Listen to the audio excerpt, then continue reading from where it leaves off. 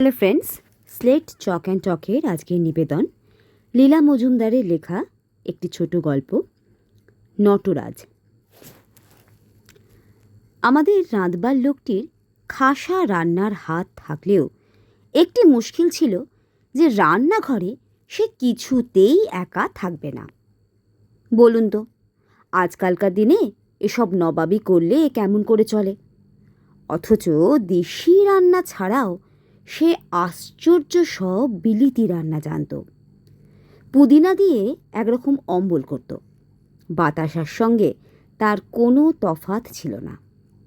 দুধ দিয়ে আর 1 চামচ মাখন দিয়ে এমন চিংড়ি মাছ করত, সে না খেলে বিশ্বাস হয় না। বন্ধুবান্ধবরাও তারিফ করত যেমন, হিংসাও করত তেমনি।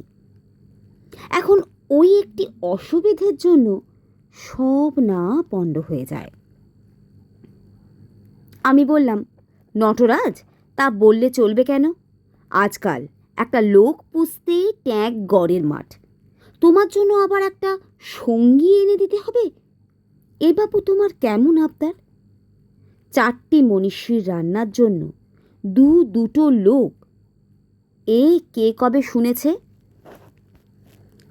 নটরাজ মাথা নিচু করে বলল, ঠিক তা নয় মা, অন্য লোকটার রান্না না জানলেও চলবে। ওই সামান্য কাজ, সে আমি একাই করে দিতে পারি, সেজন্য নয়। অবাক হয়ে বললাম, তবে? নটরাজ মাথা চুলকে বললে,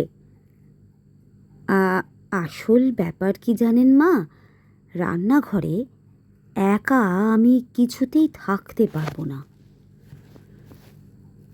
তোর সপ্তাহতেই বাড়াবাড়ি। একা আবার কি? সন্ধেবেলা টিকারামের সেরকম কাজ থাকে না, সে তো স্বচ্ছন্দে সেখানে বসতে পারে। ভূতের ভয় আছে বুঝি? পাড়াগার লোকদের ওই এক মুশকিল। আসলে যেসব ভয়ের জিনিস, এই যেমন চোর ছ্যাঁচোর, তার ভয় নেই। দিব্যি পেছনের দরজা খুলে রেখে বিড়ি কিনতে যাবে। অথচ ভূত আছে কি নেই তারই ভয়ে আধমরা। এটা কি ঠিক উচিত হলো বাছা? গাঁ থেকে চলে এসেছি তো বহুদিন, আর দিনের বেলায় ভূতের উপদ্রব কে কবে শুনেছে? নটরাজ কখনো মুখোমুখি উত্তর দেয় না। নরম গলায় বললে, গাঁয়ে থাকতে কিছুতেই ভয় করতাম না মা, গাঁ ছেড়ে এসেই তো যত বিপদ।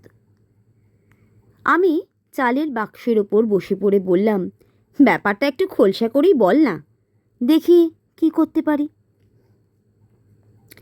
যেন একটু খুশি হয়ে নটরাজ বললে, মানুষ সাথী না হলেও চলবে মা। শুনে আমি দারুণ চমকে ওঠাতে আরও বলল, মানে একটা কুকুর হলেও হবে মা, একটা বড় দেখে কুকুর হলেই সবচেয়ে ভালো হয়। আমি অবাক হয়ে বসেই রইলাম। নটরাজ বলল, বুঝলেন মা, বাড়ি আমাদের অজয় নদীর ধারে, ইলেম বাজারের পাশে। বোলপুর শিউরির বাস ওর ধার ঘেঁষে যায়। আমাদের মা মহাময়ী এমনি জাগ্রত দেবতা মা, যে গোটা গাঁটাকে বুকে আগলে রেখেছেন। কারো চুলের ডগা ছোঁয়ে ভূত পীড়েতের সাধ্য কি? ভূতের ভয় কোনো দিনই ছিল না, কিন্তু বাড়িতে খাওয়া জুটত না, তাই নকুর মামার সঙ্গে কলকাতায় এলাম। ওই যে মিশিনিরও ওইখানে এক বাঙালি সাহেবের বাড়িতে নকুর মামা চাকরি জুটিয়ে দিলেন। শুনতে বেশ ভালোই চাকরি মা। সাহেবের পরিবার নেই, দিন ভোর বাইরে বাইরে থাকে। দুপুরে অফিসে খায়, চাপরাশি পাঠিয়ে দেয়, আমি রেঁধে বেড়ে টিফিনকারিতে গুছিয়ে দিই। সাদা ঝাড়নে পিলেট কাঁটা চামচ বেঁধে দিই। ওদিকে শৌখিনও ছিল, মন্দ নয়। আর সারাটা দিনমান বাড়ি আগলাই, ঝাড় পোঁছ করি, খাই দাই, আবার বিকেলে রাতের জন্য রাধা বাঁধা করি, সাহেবের চানের জল গরম করে রাখি। রাত 9টা-10টার সময় সাহেব আসে। প্রায়ই 2-1টা বন্ধুবান্ধবও সঙ্গে আনে, তারাও খায় দায়। সারাদিন বেশ যেত মা। ওই রাতেই যত মুশকিল।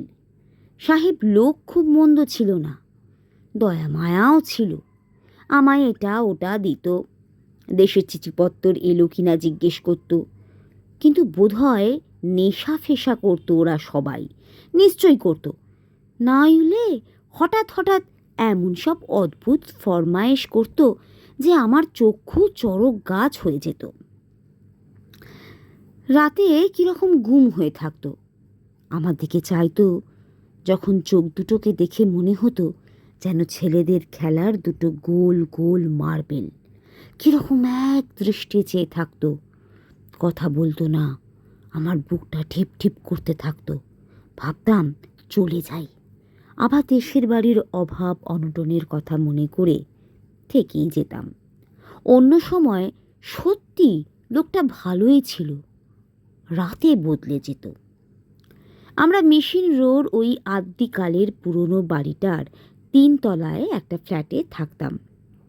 রান্নাঘরের পাশে চাকরদের সিঁড়ি, তারই ওধারে পাশের ফ্ল্যাটের রান্নাঘরের দরজা। তাইতেই আমার সুবিধে হয়ে গিয়েছিল। ওইখানে এমন ভালো একটা মেম থাকতো মা, আধবুড়ি, চোখ সবুজ, লাল চুল, দিব্যি বাংলা বলে। আর মা দয়ার অবতার বলে নটরাজ বোধ হয় তারই উদ্দেশ্যে বারবার প্রণাম করল। বিপদে পড়লেই আমাকে বাঁচাতো, দোরগোড়ায় একবার দাঁড়ালেই হলো। কি করে যেন টের পেয়ে যেত, অমনি দরজা খুলে বেরিয়ে আসতো। আজ আবার কি চায়? সাদা সিরকা? তা অত ঘাবড়াচ্ছিস কেন? এই নে বলে হয়তো একটা গোটা বোতলই দিল আমার হাতে। কাজ শেষ হলে কিছু বাকি থাকলে ফিরিয়ে দিতাম। কিংবা হয়তো কি হলো আবার, গুলাস, হায় আমার সঙ্গে। ওদের রান্নাঘরটি মা সাক্ষাৎ স্বর্গ। কি ছিল না সেখানে! যা দরকার দেরাজ খুলে ডুলি খুলে বের করে দিত, সব ছকছক তকতক করত। বাসনের পিঠে মুখ দেখা যেত। ওইখানেই মা, ওনার কাছেই আমার রান্না শেখা।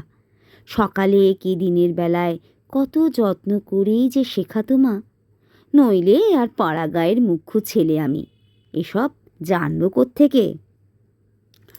তাই বলো নটরাজ, আমি বলি এত ট্রেনিং কোথায় পেলি?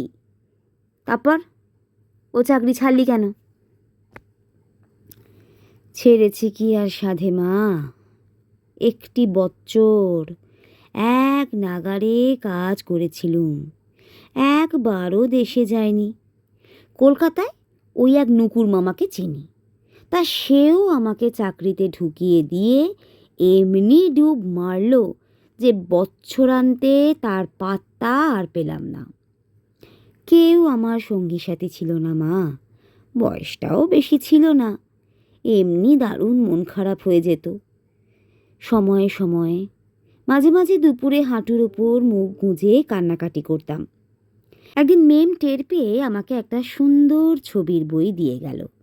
বিলেত দেশের কত ছবি, প্রথম পাতায় মেয়ের নাম ছিল।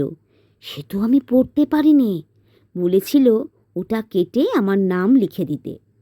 করেছিলামও তাই, কিন্তু ও চাকরি আমার আর বেশি দিন টিকল না।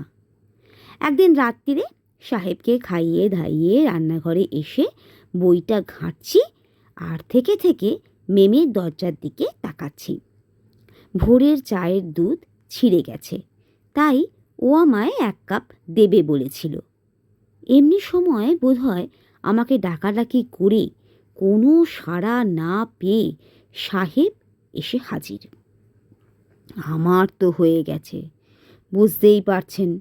রাগে সাহেবের মুখ লাল হয়ে উঠেছে। রাতে ওই রকম সামান্য কারণেই রেগে চতুর্ভুজ হয়ে উঠল। কি একটা বলতে যাবে, এমনি সময় বইটার ওপর চোখ পড়ল।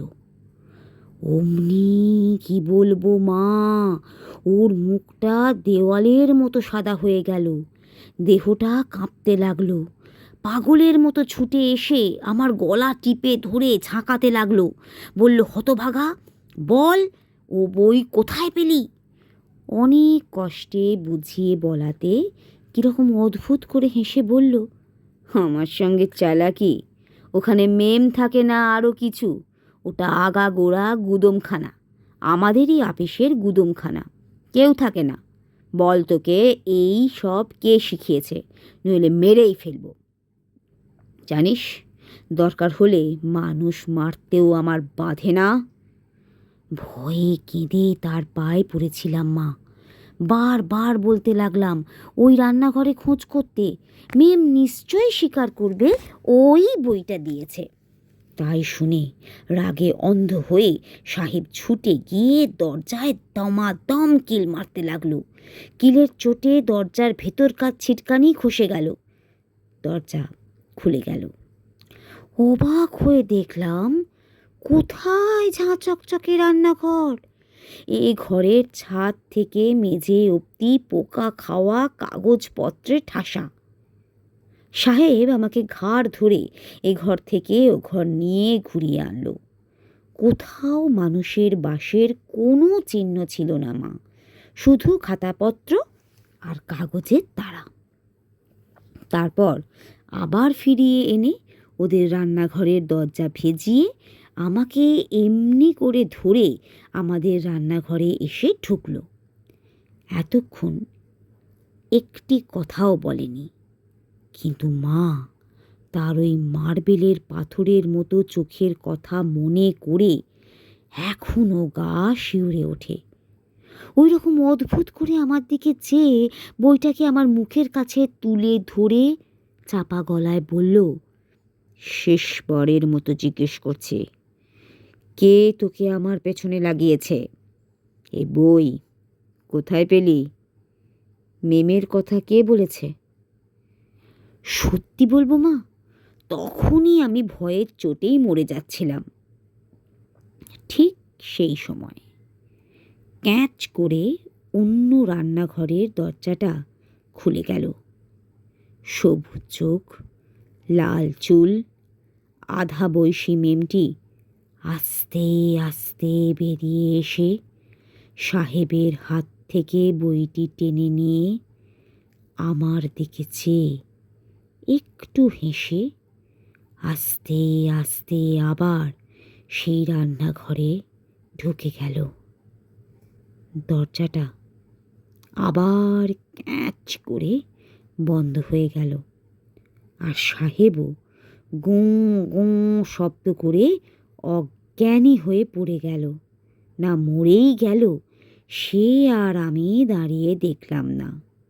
হুড়মুড় করে ওই পেছনের সিঁড়ি দিয়ে নেমে সোজা হাওড়া স্টেশনে গিয়ে বিনা টিকিটে একেবারে দেশে চলে গেলাম।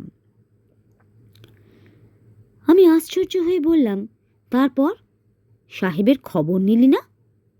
নটরাজ বললে, ও বাবা, আমি আর সেখানে যাই? 5 বছর দেশে বসে রইলাম, রোজই ভয় হতো ওই বুঝি পুলিশ এলো সাহেব কি করে মূলো জিজ্ঞেস করতে। কিন্তু সে মরেনি নিশ্চয়ই। তারপর দেশে খাওয়া জোটে না মা, তাই আবার এলাম কাজ করতে।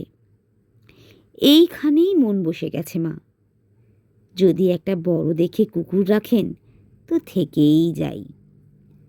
আমি চিন্তিত হয়ে বললাম, কুকুরে কি ওনাদের ঠেকাতে পারে?